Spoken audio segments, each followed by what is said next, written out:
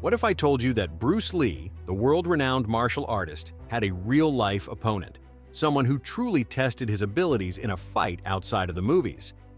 Bruce Lee's most feared opponent, who challenged him and lost, takes a deep dive into the story of the one fighter who challenged Lee's skill and ultimately lost, proving once again why Bruce Lee was the greatest martial artist of all time. While Bruce Lee is often seen dominating opponents in his iconic films, the reality is that he faced challenges in real life too, many of which he didn't seek, but accepted with the same intensity he put into his training. Bruce Lee was famous for his unmatched speed, precision, and powerful techniques. Yet there was one fighter who dared to challenge him, testing whether his abilities were truly as unbeatable as they appeared. The opponent in question was Wong Jack Man, a martial artist who confronted Bruce Lee in a high-stakes, no-holds-barred fight in 1964. Wong Jack Man was a skilled martial artist from China who practiced traditional kung fu.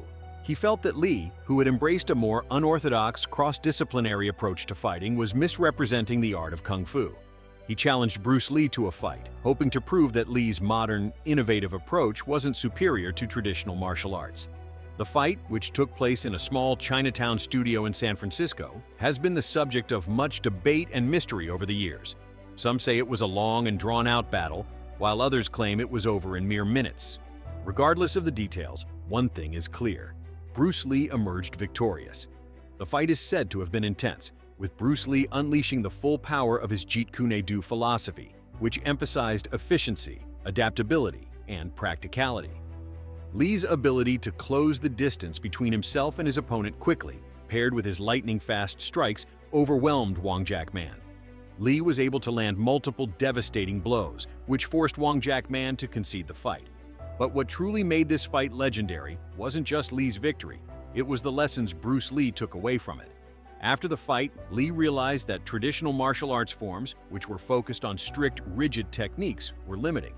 Lee's style, by contrast, was all about fluidity, speed, and adaptability, and that made all the difference.